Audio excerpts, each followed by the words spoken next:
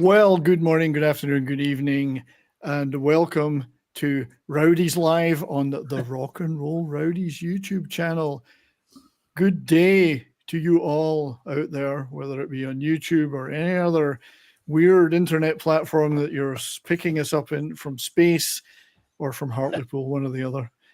Much the same thing, I believe. Yep. It's funny, I mentioned to a very dear friend of mine on a phone call this morning about you guys and that you're from Hartlepool. He said, "Oh, the monkey hanging place." That's it. So, and he's from Scotland like me, so he'd heard of that. That was his first thing that he said. So, good day, gentlemen. How are you all? Good. Yeah, I'm good. Sitting in afternoon. For the first day in weeks. It's not raining in Deal. The weather in England has been horrendous. So it's a big deal. Not raining today, so it's a good place. Well, you'd have nothing to talk about if you didn't have the weather. Oh, exactly. Hey, that's what they say about the English. Yeah. Well, you wait 20 minutes, it'll change. So don't worry about it. Now, out here in It's California, raining. we're just the tail end of the heat wave. So today's the first day it's been actually quite tolerable. And if you could only see me, I'm in one of my finest California summer shirts, but technical difficulties mean I'm in the background. We can't see you because we've had complaints from the viewers that you're too handsome. Yeah. And I get that. Women were getting too excited, and some of the guys were getting far too excited. So we've had to restrict you to just Avatar. So, It's for the best. It's for the best. So Miles and Dale, Granny, stroke Alfie, you're still in LA. And Wilco, where are you today, my friend? Winchester. Winchester Cathedral. Cathedral. The Temperance Seven. Who knows the name of that band? The Temperance Seven. Yeah. Good, nice. And we're joined today by our friend, good friend of the channel, Dustin. How are you, buddy? I'm doing wonderful. I'm glad to be here. Nice to see you, mate. Yeah, you're here to help me keep orders that must be obeyed. He's the bailiff. Yeah, so we had a wonderful show last week. Lots of good feedback on that, and lots of views picking up on through the week on replays.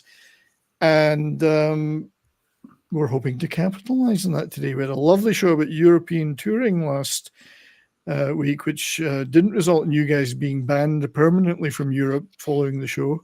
Not yet. Not yet.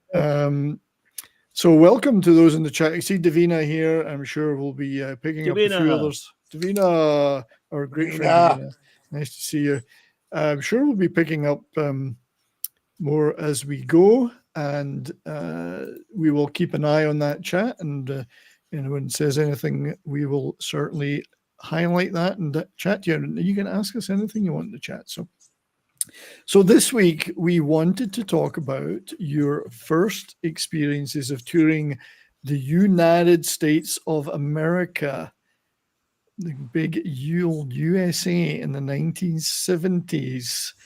And I believe we have exclusive pictures of your first visit to Heathrow Airport to take that transatlantic flight.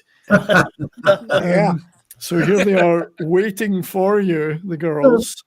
No, I thought they were the backing singers. Yeah. Now, did the plane look like that? Did it have a prop? Was it a prop engines? No. In actual fact, jumbo jets had just started flying back then.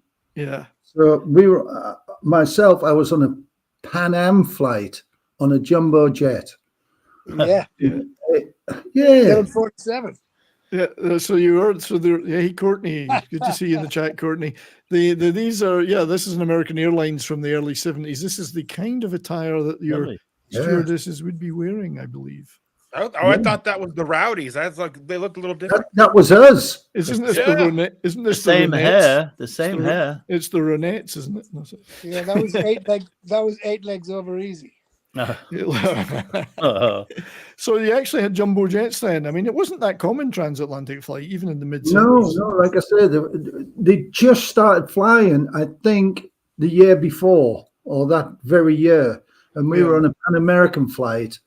And myself and one of the other guys, Dave Hickey, whose name's been mentioned before, we were flying there with Vinegar Joe. And the service we got was extraordinary. You know, we were in the back of the plane, of course. Yeah. Smoking away. Everyone was smoked in planes. You could smoke then as well. Yeah. And all the drinks were free. So they just plied us. Every time they came around, would you like another drink, guys? Of course, we said yes. Yeah. And the food. Some people complain about airline food. I love it personally. Yeah, me too. It's pretty good. like one of my junk foods. You know, it's that. Give me airline food. I'll eat it all. You know. So was that the same experience for all three of you? Because you went on at different times. You all went on 747, and you're all Yes. up the back. Yep. Yeah, I was at the back, 747, Pan Am. Yeah. Pan Am, Heathrow to or wherever you were going. Yeah. City. Cool. So yeah, you mentioned. I mean, before we get into the specifics of those tours, just how exciting was it? It was unbelievable. I mean, 2 weeks prior to that, I wasn't even going, and then they just said, "No, come along. You know, do you want to come?" Yes, jumped at it. You know, Yeah, but paid for, of course, because I would get paid. I got paid $100 American as well a week back in 1972, 73. When that was a lot of money. Yeah, to me it was anyway. You know, what, some in cash in an envelope, cash. Yeah, cash money. Yeah, cash. Oh, that's even better. A Big Mac was 42 cents, I think, and a bucket of KFC was $4.50 or something. Yeah, So you could buy 2 or 3 for yourself. Oh, we could just eat like kings. Because at that time, McDonald's and KFC weren't in England, weren't anywhere in Europe. So it was all new. So everything was new. Everything was new. Did you kind of overwhelmed by the scale of it? I mean, to a certain degree, yeah. You know, we couldn't believe that. Yeah, I mean, the size of it. I went straight into New York City, and Granny was there seeing me off in London, and I was just like, you know, excited as hell, and I was running around JFK, and all the band and Bruce McCaskill went, "Wilco, you're at the airport. Where do you get into Manhattan?" And I'm like, "What?" You know. Was it daylight? Was it daylight when you arrived, or was it at night? Not for me. It was nighttime. Because that view of Manhattan, that view from the air is incredible. Yeah. First time you ever see that Manhattan view from the plane is something else. It was fantastic. Well, my arrival was a little bit different. I flew from London on a 747 Pan Am Flight 55. I remember everything about it. I remember because I have still got the itineraries. He's still got the phone number of the stewardess. He's got the stewardess's phone number. I think I even wrote down the plane number like a good train spotter. I think I made a note of the tail number. But anyway, he's actually got. Hold on, Granny. I bet you've got that plane parked out the back of your house right now, haven't you? I wish. But it was exciting for all of us. I think we all flew into the East Coast. So you come over the ocean, you don't see anything. It's not like if you flew to LA, you'd fly over the country. So you're flying across the ocean. And I landed in Boston on an artificial island, couldn't see anything. And we had to go through a tunnel. And so I took a picture coming out the tunnel at the North End in Boston, the big billboard like Mama Leone's, Abundanza, all you can eat. Pasta restaurant, and I've gone, this is America. Coming out that tunnel was like being born. Coming out, I'm not kidding. Yeah, it is incredible. I mean, we all as kids in the 60s and well, you guys are a little older, but in the 50s, 60s, 70s, America was it. I mean, the movies, the TV, the music, the sheer scale of the place. Yeah. From a work perspective, though, you were all going there with certain bands. What did or didn't you take with you for those tours as road managers? And for us, for me, we didn't have a decent power supply. We had this huge single transformer that transformed from 240 volts to 110 volts. It was the size of a sofa. Yeah. Yeah. It was just. You could sleep on it. Of course, it's a copper coil. You know, it's a copper coil. It weighs £300. This thing. Yeah, it weighs a ton. Oh, just to move it was just horrendous. It was just awful. I think Courtney's talking about these shorts. This isn't from those tours, but it's a pretty similar era.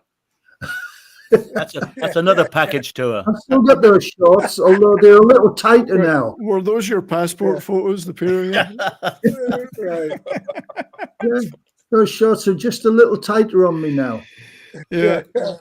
So, I mean, but did the band take, obviously they would take their guitars, etc., because they were theirs, but they didn't take PAs or anything. That was all sourced over there. Backline. We took the back line. You took the back line. The back line. Drums and amplifiers, backline, basic, backline. Yeah. And were you or your team responsible for setting those up, or was that purely local? You had to just set that up? Or the union stuff? It depended on where you were working. There was places like New York, of course, and Cleveland, where you weren't allowed to touch the equipment. Yeah. In the venues, those heavy unionized venues back then, you weren't allowed to touch it. But majority of the gigs, we were allowed to touch it. Well, it was your gear if it was the back line. Yeah. So did the band fly over in the same flights, or had they gone ahead, and what was the usual flight with me? I mean, I go in the back. Half the average white band were looking at me going, "Where are you going?" Like, who are you? I'm going with you. And they're like, "Oh, okay." It was kind of funny. Yeah. When I got there, most of that gear was already there. All right. But I mean, it's quite the thing it's one thing to take a ferry and a truck over to Europe, another thing to get in a 747 and set up a whole thing over there, a whole operation. Well, on my case, Brian, I think I sent you a copy of the letter explaining our tour. Yeah. And on it says that the airlines are having problems with cost of fuel, this, that, and the other, and less generous with extra baggage. So we all had to be on that flight so we could then minimize any excess baggage charges. So that's really a shoestring tour. Bit of planning, yeah. Well, I've actually got a clip from one of the band talking about that, which we'll play, that Steeleye Span.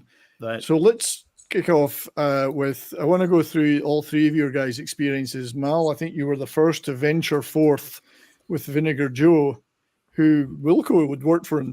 Last week we talked about Scandinavia. I guess Wilco had moved on by then, but I thought he was first, not fourth. Was he? So Mal, you went in 1973 with Vinegar Joe to do not. It's a lot of support gigs, I guess. There's the wonderful couple. Luckily, Elkie is still with us. I've been checking out her YouTube and Twitter and whatever. She's still around, still performing. There's some of the gigs are actually, there's such a great wealth of information on these, but some of the gigs that you did in places like Boston, Lansing, Michigan. Yeah, and here's a few of them. The Ford Auditorium. We've got some posters and newspaper articles, but looking at some of the bands that you worked with as support, Dr. Hook, Joe Walsh and Barnstorm. Quicksilver, Wishbone Ash, who I guess, were they the same record label as Vinegar Joe? Or was that just we were the same management company. Right, okay. So what are your memories, if you've got any specifically, of those gigs and those venues? Well, the first gig, the Tower Theatre, Yeah, you were third on the bill to Quicksilver and Grin with Nils Lofgren. Wow. Yeah. Who used to do, was he doing his jumping off a step ladder thing then that he did?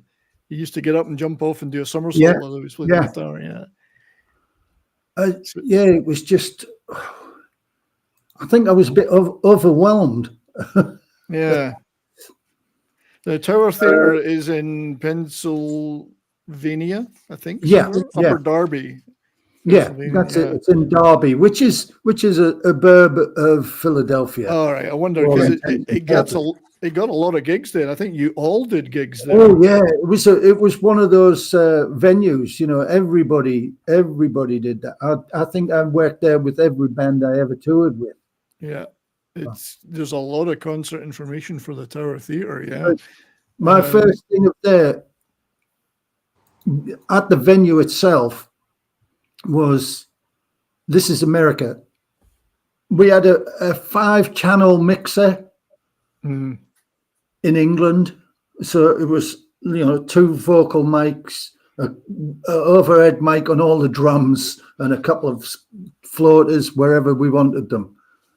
There, I turned up, and there's a 30-channel or a 48-channel mixing desk. The guys from Shoko, out of Texas, Dallas, Texas, were there. I hadn't a clue. I was doing the out front sound. It was the size of my dining table. I went from a laptop to this, 48-channel thing. And I was just overwhelmed by it. And these talking to the guys, Buford Jones, Morris Lyder, and Robin Magruder were the guys there from Shoko.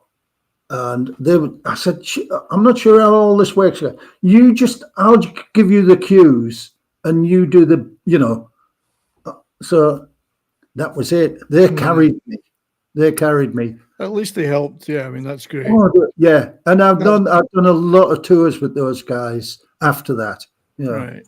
A lot of tours. Good memories of those guys. Courtney's saying that's her stomping ground, Philadelphia area. So she's Philly, well familiar with the tower.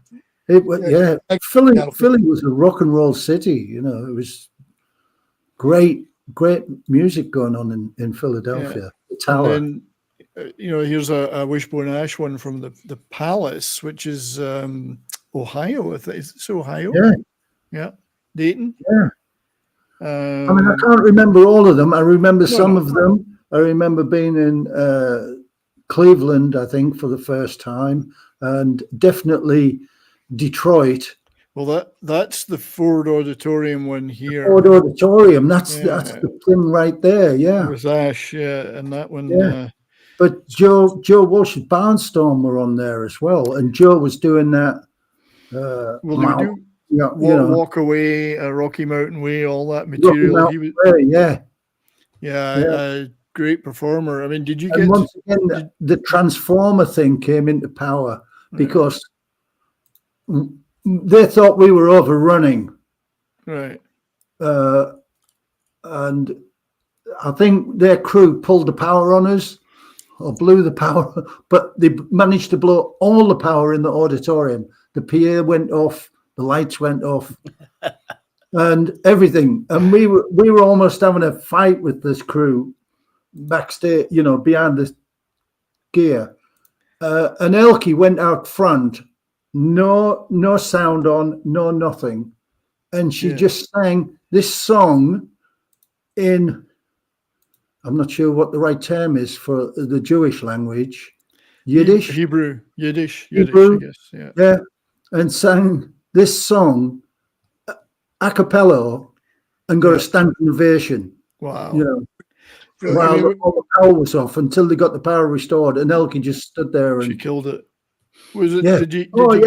Did you get to interact with Joe Walsh or any of the other headliners, or was it too busy to really?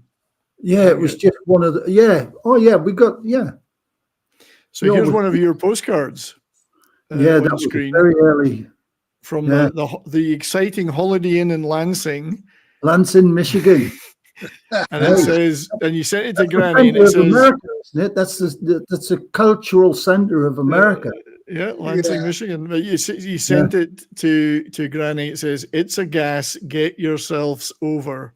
Yeah. Clearly having a good time, even in Lansing. Oh, God, I can't even start. I mean, because of censorship, I can't even talk about what.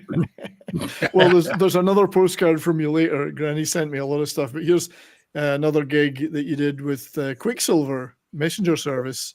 Yeah. Louisville, Kentucky. So you got to go up. So you were up north. You were down south. You did get the whole. Well, all those tours back then. I think all the boys will tell you the same thing. They were booked on a dartboard. Where you could get the venues, that's where you went. Dr. Oakbrook.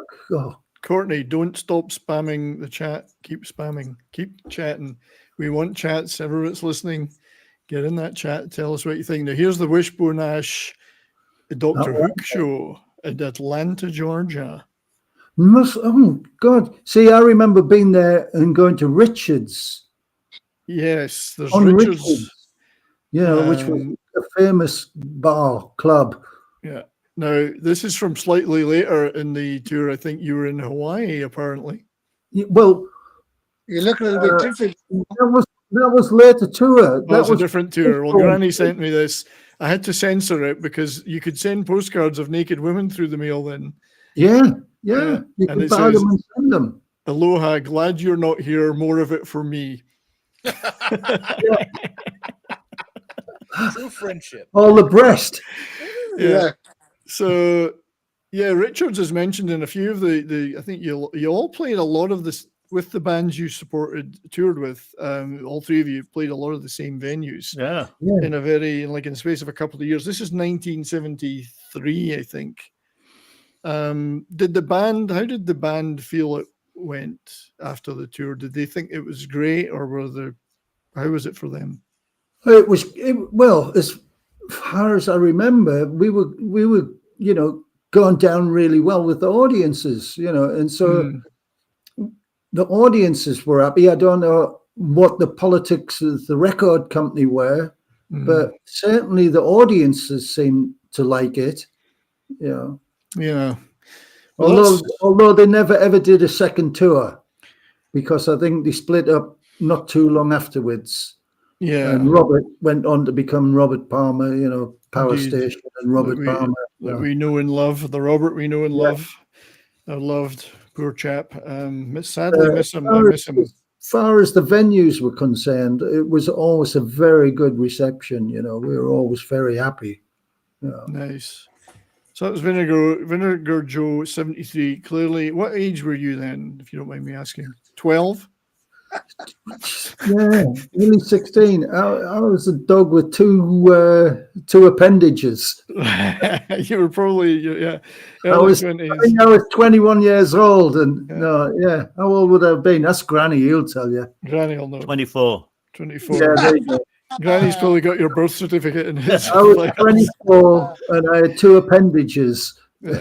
So moving on to Granny, and don't wait to think I'm rushing through these, but obviously we do an hour show, and there's three of you, and there's a lot of stuff. Granny, you went in 1974 with Steeleye Span, British folk rock giants. There is the letter telling you that you're going. Postponed until June. That's true. They did do a gig or two earlier in the year, I think, but they went back for a full tour.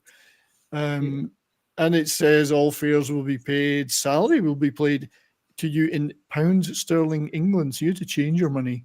Yeah, they what it was, that was just for the authorities to say that I wouldn't be a burden on the States. I wouldn't be actually working. You notice it doesn't mention I'd be working. I'm accompanying the group. It was a fine line that you were not taking money from an American, taking a job from an American. All of which I didn't really understand at the time.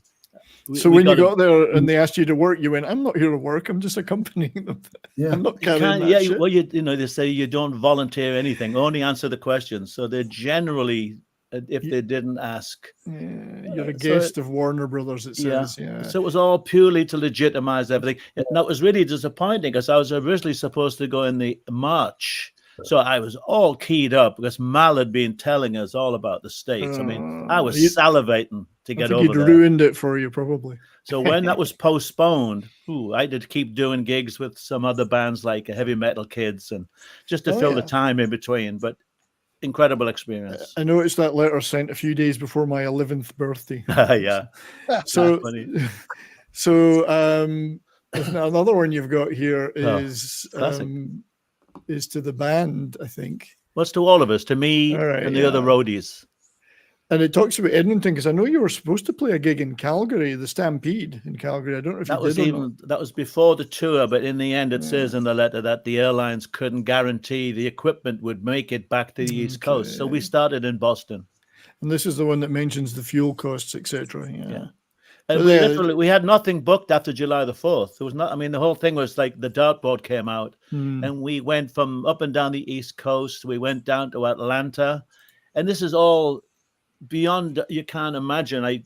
Going from the northeast, which is kind of similar to Britain, going down to Atlanta. We were driving down there in a truck through electrical storms and monsoon rain, and we stayed at a Holiday Inn. And at the Holiday Inn was Manfred Mann's Earth Band. Oh, wow. They had that big hit, Blinded by the Light. With Chris Thompson. I love Chris Thompson. Whoever he was, yeah. And then Kansas was staying. We were all around the pool. Wow. In the middle of this lightning storm, drinking tequila sunrises, 1974. I mean, I thought this is just heaven. Couldn't believe it. Yeah. This is Steeleye's band with Maddie Pryor. I think she's still the only original member in the band. Yeah, but, still gigging. And, an interesting band, folk rock moving more towards pop as they went on with the Mike Bat stuff. But at this point, it was Ian Anderson produced. A couple now of we are tracks. 6, A couple of tracks, yeah. And they were finding it a bit of a struggle to get traction. This is a slightly later picture when they were on Top of the Pops, I think, or something. Right. Folk rock, hard sell, I would guess. And we're going to talk about the Mummer stuff they did, the old English plays. That must have been really weird for American audiences to see. It was weird. The English people watching it, most English people didn't know what the hell it was about. Yeah, but now I was looking at the program and at that website, and I've been revisiting it a bit because filling in the gaps of my memory. And I remember the stage props were just these boards that were hinged in the middle. And one of them would be something exotic like a palm tree, and another one was a fence, just to cover up the equipment. There was very minimal production. It was just. We've got a little clip of them doing these. They'd stop the gig, the music, and they'd do these Mummer plays. I'm just going to show a little clip of that. Yeah, they mime to a tape. Yeah. There's the fence. Yeah. So they did this all around the world. Everywhere. In the middle of the set. This is in Adelaide in Australia. The thing behind him, that's and the folding up. We play. Did you carry that from playing of a everywhere. Different kind? For with our heads and shoulders ill-defined, we'll make a merry mask. Which member of the band was this? Do you remember? This is Tim. It's Tim, because I have an interview with Tim. Yeah. Enough of this preamble. For our play was known right well in England. I've just did a little. I've shortened it a bit. Just, the King of Egypt's daughter, showing a little bit more than I really want. In comes I, the Turkish Knight. Turkish Knight with a Bradford accent. That's right, I don't know who you are, lad, but I mean to have this dame. And then they ended with a fight they weren't really fighting with the lights, and then. Well, can I give a little story on top of that? Him with his life. But that's the Mummers play. Yeah. In there's about good and evil and all this. So you got the white, the kind of Western knight. That's Peter, the violin player, a bit of an ego player, and he and I clashed a bit because I was a loudmouth and he wanted to be louder. Anyway, he was the guy representing good, and the Turkish guy was meant to be like the evil guy, and they had a sword fight on stage. And one night in Australia, the bass player who played the Turk injured his arm and couldn't perform the play. So I had to go on dressed up as the Turk and do the sword fight. You're going to say and you're going to play hammered bass. shit out of that middle player. He was down on one knee, and I'm just smashing my sword into his shield. The audience are like, somebody looks, he's going, fucking hell, Granny, take it easy, take it easy. I thought you were going to say you had to play bass for the bass player. No, nothing so boring. I got into it. So you got your revenge. That's good. Yeah. Nice. This was you just before you went, or Yeah, that's Tat is the guy in the white. He's a lovely bloke. He died, unfortunately.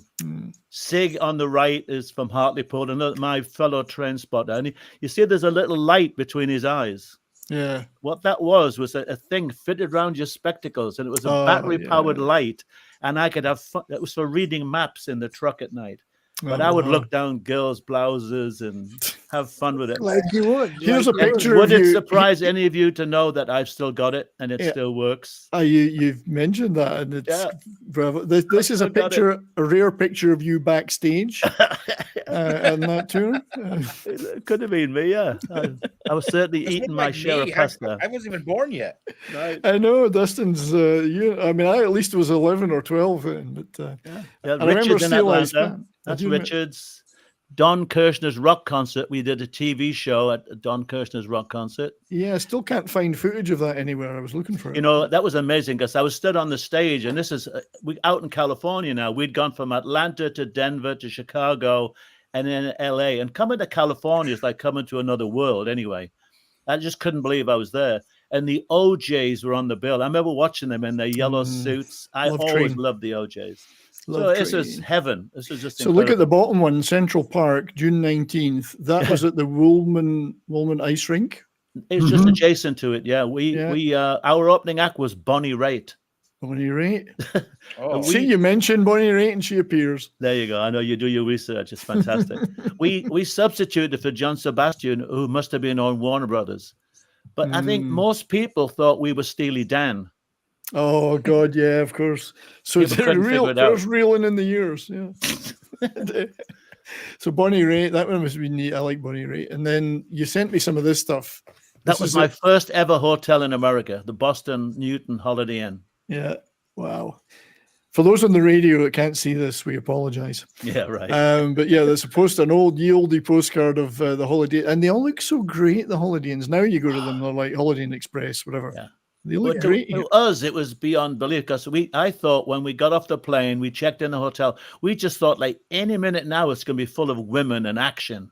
We thought every hotel, every Holiday Inn in America was party central. And me and James are fighting jet lag. Think, well, they'll be here any minute. Nothing happened. We're only if Mal was there. That's right. Yeah. Mal had brought his package.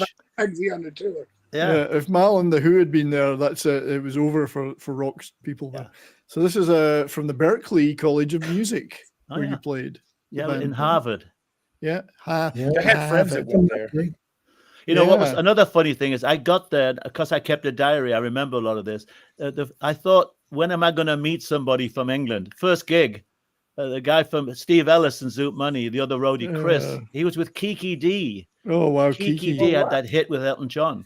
Yeah, and he was a bit of he was a sourpuss. He was like, oh, can't wait to get home. He had a wife and kids, so we made allowances. Yeah. But I was like, I think I'm going to like it more than him, and I did. So I think Courtney might have been to Berklee School of Music. I'm not sure. She knows it anyway. She's educated. And this one was from the Roxy Theatre in Northampton, Pennsylvania. We got some pictures of that, and I think I sent you because Courtney went to Berklee. That's in the chat. She went to Berklee, so and also though she might know the Roxy. Sorry, I've got a Wyoming picture. Yeah, I'll go past it. So this is the band. Actually, I'm guessing you took this or somebody. No, somebody sent them to me. I think a lady friend sent me them after the tour. Because this is the Roxy in Northampton. Yeah, that's on stage. Yeah, and another one. Look at that double neck guitar. Oh, beautiful. Who do you think they are? Genesis. Because we had electric guitar, bass, and drums, and a fiddle player. But we also had Tim played things like dulcimers, and the drummer played oboe. So it was a little bit different. Welcome to the chat, Mr. Mark Chapman. Good to see you, Mark. Hey, we're just talking about Granny's touring experiences with Steeleye Span in 74. This is the Roxy. I'm assuming it looked like that at the time. Oh, yeah. I think so. Yeah, old theatre cinema. Yeah. You've got a lot of these postcards of Holiday Inns. And they're all period pieces now, aren't they? Isn't that a Allentown, PA. Look at that triangular roof. I know. Yeah. I've got a load of cards, a lot of postcards. The cars. Look at the cars. A gig that you supported at the JFK Center in DC. Can you imagine? Washington, DC. We stayed at the Watergate Hotel. Yeah. I was going to say, you guys were probably intimately involved with that. You certainly used to sneaking around bedrooms in the dark. That's right. We used to a lot of that, yeah. That was to be at the Kennedy Performing Center in Washington, D.C. with King Crimson. It was just, every day was like bigger than the next. Everything about it, just the gigs we were doing and the culture and the traveling, amazing. Yeah, I did find a picture of the only woman in America you didn't try and sleep with. Oh, well. She got away, yeah. Lady Liberty. Yeah. I don't know. This is another Holiday Inn. These are all my postcards. Yeah, Lenox, Massachusetts. Yeah. And then the Richards Club, has been mentioned a few times. This is where they did a little article about the Mummer stuff. Yeah, we were there for 4 nights. They obviously couldn't get other gigs. They were just like desperate to fill the dates. And yeah, they played a lot of headlining dates and support acts. You did both, didn't you? Did a mixture, all kinds of things. And then that's from that gig. That's Richard's, yeah. There's a load of pictures from that gig. I've seen them online. Yeah. Then there's the Mummers thing, which there's a really nice color picture of them all dolled up. That's really neat. And you played the night here with the St. George. The Turk. Hi, laddie. And I found in a copy of Sounds I've got this article. Yeah. I just photographed it from the May 74 Sounds about that very thing. And this was a very, very English band, like the drummer was really quiet and polite. The guitarist, Tim and Maddie were like classic British. The fiddle player was a little bit wild, not like rock and roll style. But then you had James and me. We were classic 70s, hairy, loudmouth roadies. I mean, we would turn up at gigs. We didn't care about the promotion. We weren't even thinking about it. We were just doing one gig after another. And I think that the band must have winced sometimes with our activities. Oh, I'll bet. Yeah, they were quite polite. But they kept me. I was with them for a year and a half, so they kind of disliked it too much. So this is from the Chicago Playboy Club. The hotel. No, the hotel. Hotel, yeah. Stayed there. Yeah. Nice. Fake leather. You work in your each room had a fake leather cover on the bed and a copy of Playboy. Well, fake leather's easier to clean, isn't it? That's right. It needs to be. Got that copy. I wish. Well, you can't open it though; it's stuck together. Right, stuck together. Pages all stuck. So you played Chicago. This one is from New Bedford. Yeah, back in the bit. Yeah, it was a bit sad. Whaling Museum. Yeah, and then Plymouth. Yeah. Is this a photograph or a postcard? That is a postcard because my photographs are not very good. We basically arrived and had a day off the next day. I mean, it's fantastic. We went to Plymouth sightseeing. And then Hawaii. We got around on this tour. Yeah. So Steeleye Span 74. I do have one other tiny little audio clip I wanted to play of Tim. Talking about how they didn't make any money on these tours. Right. No, how could they? Hang on. So let me just find that, and then we will play that. It's this one. To stream. Takes me a while to get there. Hang on. That's it. Here we go. Yeah. How did David Bowie get into? It's hard to hear, by the way. Last recording there. Well, we needed a sax player on that track. It's talking about David Bowie being on the sax on that, and Rick's known David for a long time. And David likes our music anyway. He said he liked it, so we thought, why not give him a call and say fancy coming to do a session. David was knocked out because he'd never ever been asked to do a session before on saxophone. So he went out and bought a new saxophone strap. The first half of the session, trying to figure out how to fit it onto the saxophone. Did the Ian Anderson, the production end, that stemmed from the tour, right? So we worked a lot with, we toured with him and got to know him very well. And he liked our music. And so he seemed a logical guy. He was free at the time, and he seemed a logical guy to sort of produce the mix and No, we needed somebody else in the studio. The next bit's the really interesting bit.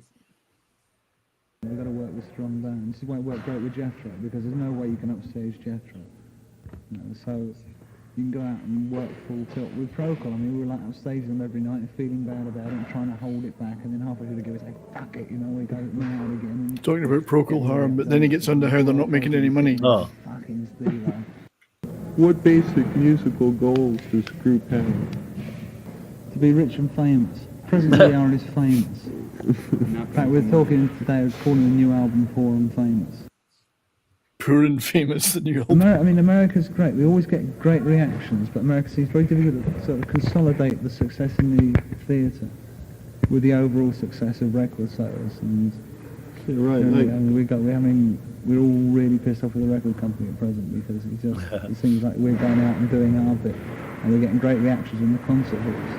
But that's it, everybody until Steeleye Span come through again, nobody in Seattle's going to hear of us because the record company's asleep in Los Angeles. I mean, we're in Los Angeles for 3 days and didn't see anybody from the record company.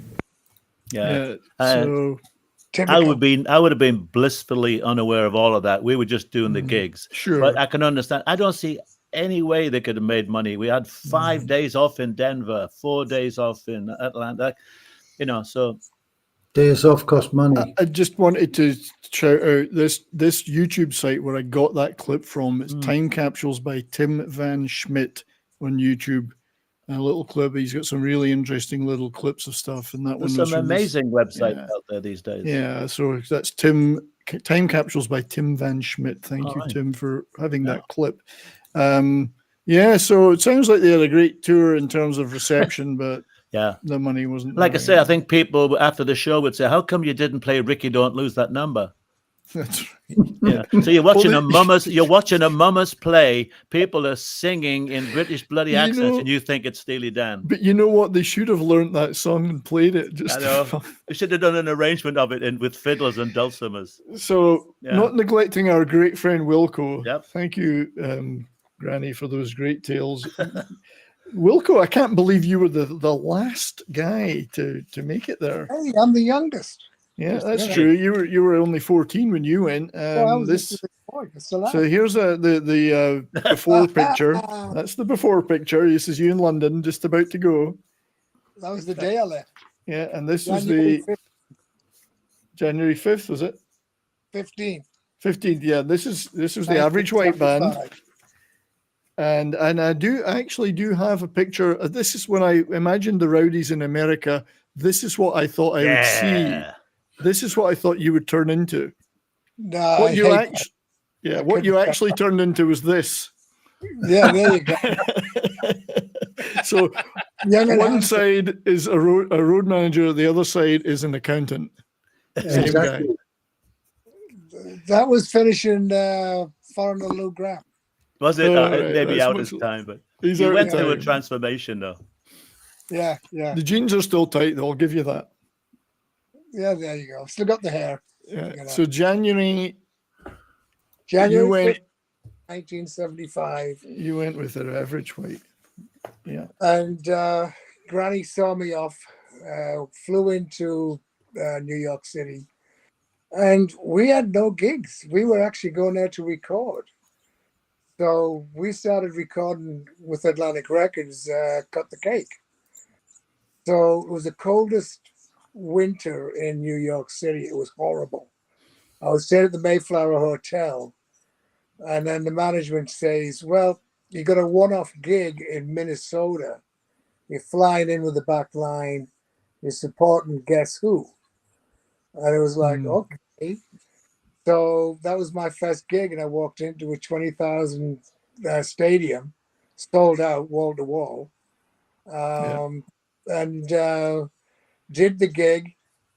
I've never seen snow like it. It was in Minnesota in January. Oh, jeez. God, yeah, it was just horrible. And get back to the hotel, and Jack Cunningham I was working with, and Hamish, a couple of the band. We just went to the bar, and it was like, what's everybody doing? We're like, well, guess who's having a party upstairs? It's like, why aren't you there? Well, we're the road crew. We can't go. And I was like, what? Something that I don't think any of the Rowdies would have thought ahead of, So there was a separation in the US? There was like a separation between the two? No, a lot of bands back in the day wouldn't allow the crew to go to the parties. It's because they drink everything and take all the girls. You take all the girls and drink all the booze. So. Yeah, So we, of course, went upstairs and took the crew with us. Got into a huge fight with the singer, whatever his name was. Burton Cummings. Yeah, Burton Cummings was like, how dare you, and all this crap. And we just sat and drank, and then went, there's like 10 people here. And it was the band. So we just went back down the bar,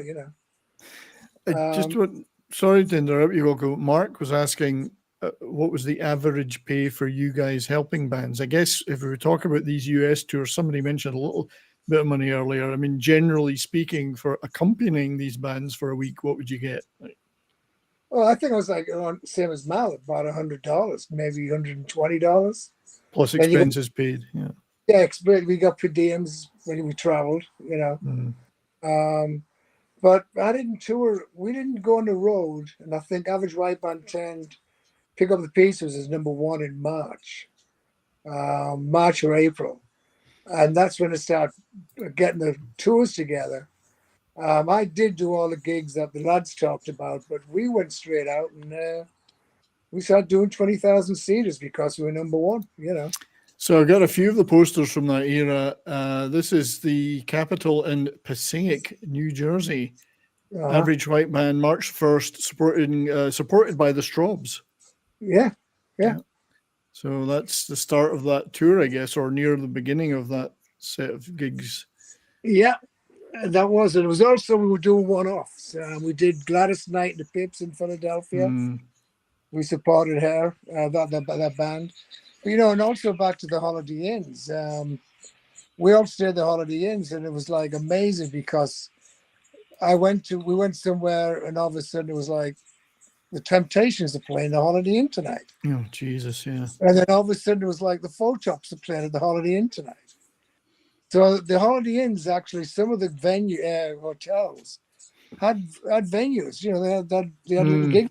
It was fantastic. Those are class acts as well. We just loved it. You know, we were like Temptations, Jesus, yeah. Yeah. This is the Tower Theatre in Upper Darby again. A little newspaper article about funk from Scotland, and talking about Cut the Cake and right. Yeah, it's a neat little clip. Nobody realized that we were white. Yeah. And 99.9% of our audience was African American. You know, and they'll be looking on stage going, the white? When's the band coming on? Yeah. Yeah, they had no idea. It was like a whole thing of like culture shock, you know. I do like it's Average White Band. When you look at the other bands coming up, Caravan, Kiss. Yeah. In the previous one, you had Queen, Leonard Skinner, Billy Joel. This is all in 75 as well. Yeah. And then here's some of the gigs that the band did. Midnight Special, of course, we've talked about in previous shows. A great Midnight Special. And then they did the Soul Train as well. We were the first white band to do that. Yeah. First white band. Tony Mandich, Atlantic Records. Thank you very much.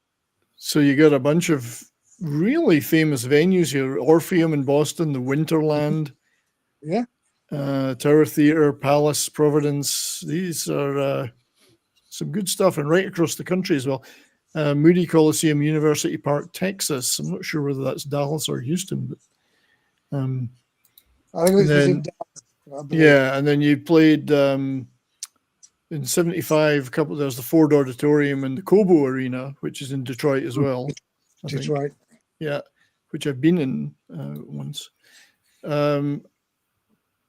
Yeah, so I guess it was like the peak of, they were, as you say, they were at number one. So it must have been a hell of an experience having a number one. It was fantastic. I mean, I was with the guys from 73 doing nothing but pubs and clubs. And that was a huge eye opener because I was just a roadie.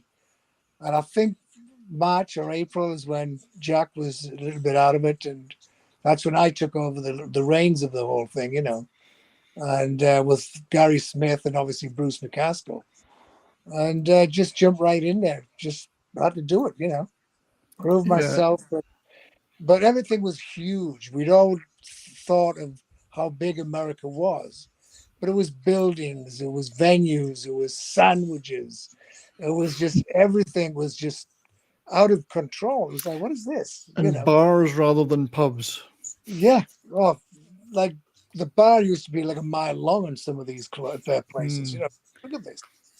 What about you said you'd been down in Dallas and some of these southern cities in the summer. I mean, the weather, the heat and the humidity must have been a bit of a surprise in some ways. Well, you know, I don't want to get political, but in the 70s, I didn't feel it was that hot. So it's like, it's definitely global warming that's taken over. I mean, change the subject of weather. I've been in England nearly 2 months. It's rained 90% of the time. Never did that when we were growing up.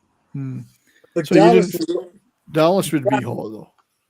It was hot, but it wasn't outrageously hot. I didn't think so. I mean, in those days, I was walking around in a suit and all that kind of stuff.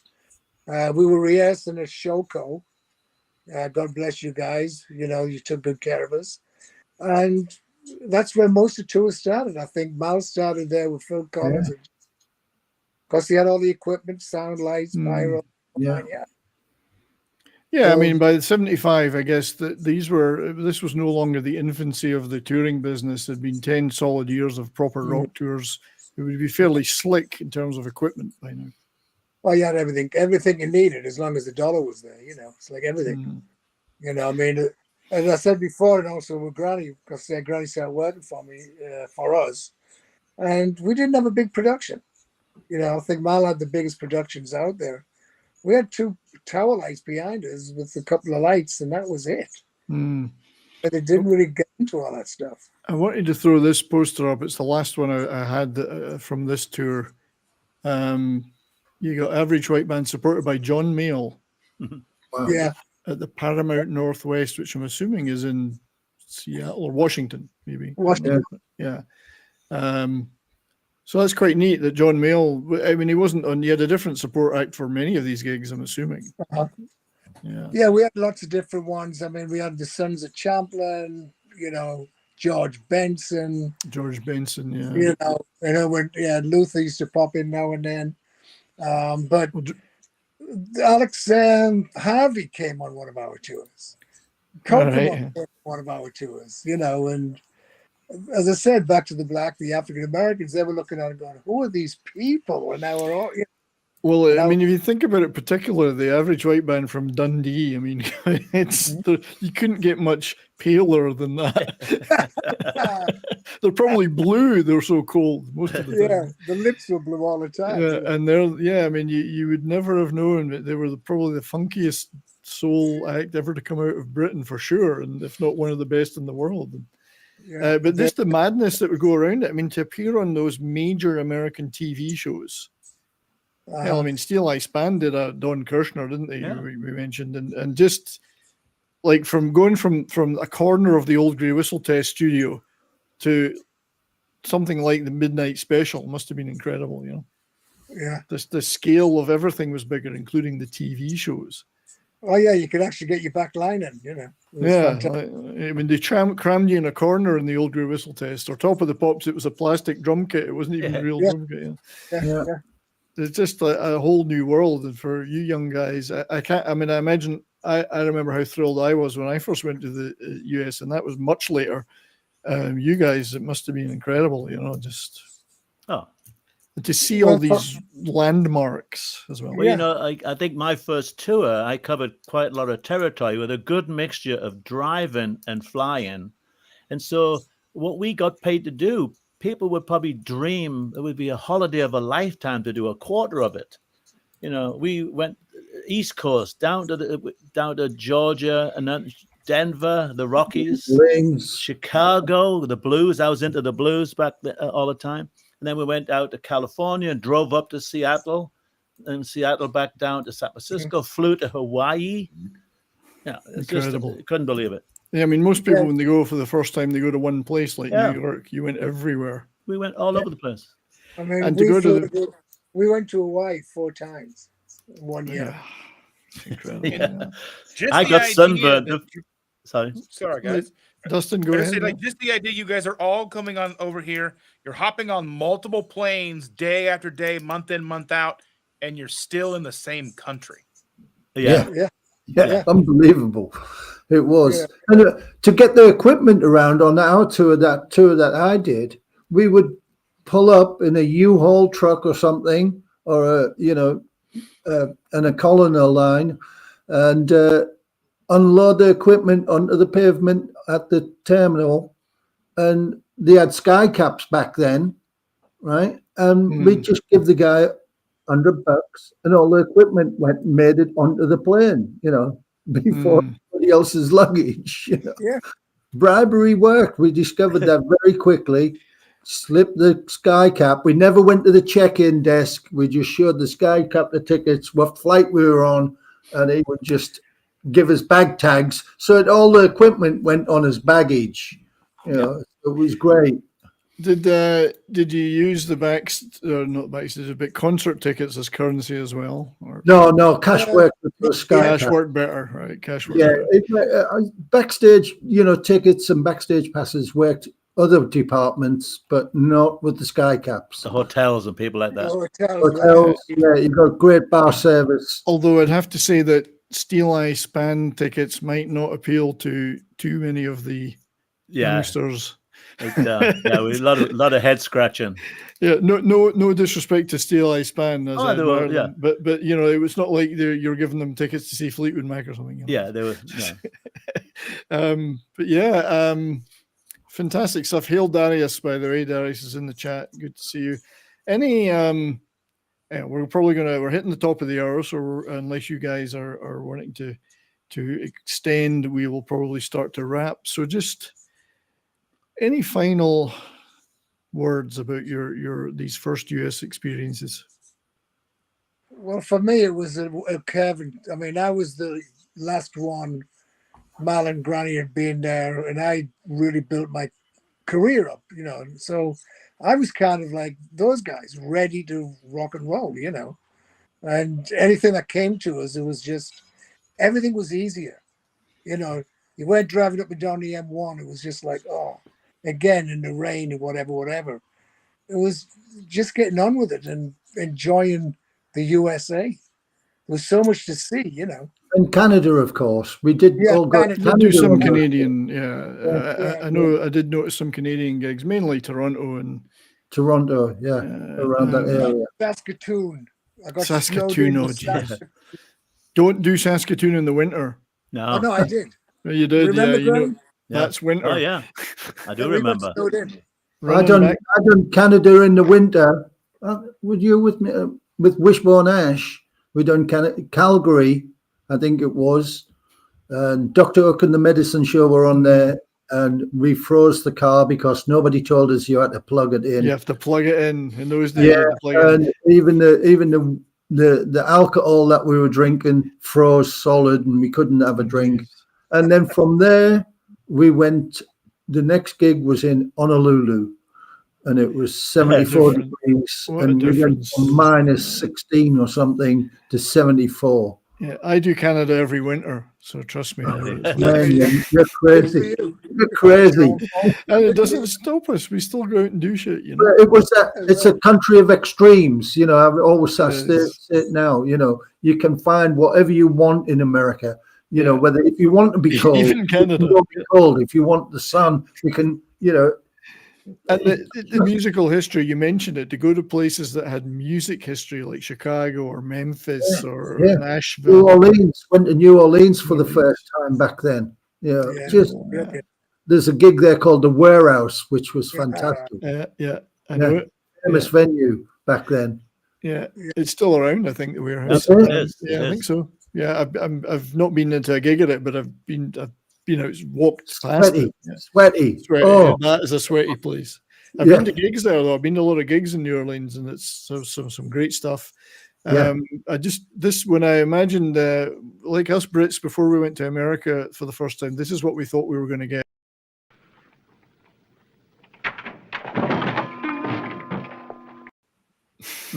John, I got the first day there. In Philadelphia, driving along, we got pulled over by the cops. Three squad cars. They all jumped out, pointed their guns at us, and told us to assume the position. Now we had not a clue what they were talking about. They made sweet love to you. What are we supposed to do? What are we Why assuming? are you pointing these? Being very English. My mother always told me never to assume anything. Yeah, I'm not assuming the position. It's crazy. And you know, the funny thing is, you heard them on the radio going, "We got those monkey hangers. We got them." We got the Tim talkers. It was incredible. The cars, you had the cars that you would see in the 70s. Oh, unbelievable! Yeah, I love the big Lincoln and the caddies. Yeah, because I was traveling with the guys. It was 8 of us basically, and it was like you just open up the trunk of a Cadillac or a Lincoln in the 70s, and 90% of your baggage would go in it. You know, and then 4 people in the back and just like zoom off. You know? Yeah, well, entire bands used to tour in those, not just the Rowdies, the bands. They put the drum kit on the top, you know. Yeah, yeah. It was fantastic. The wood panels, yeah. It's a hell of a thing. I mean, you folks born and brought up in America don't realize how incredible it is, especially for people of our generation. And I count myself in that, even though I'm a little younger. What a thrill it was to go there and see some of this stuff for the first time. It was fantastic. Yeah, fantastic. and the music there's so much great venues. And the music, that's you know, it was everywhere. The music was everywhere, and the appreciation of it at the venues. You know, the North American audiences just love it. They love those gigs. Yeah, there's not so much. It's not like the Glasgow Apollo when they're willing to bottle you off if they don't like it. You know?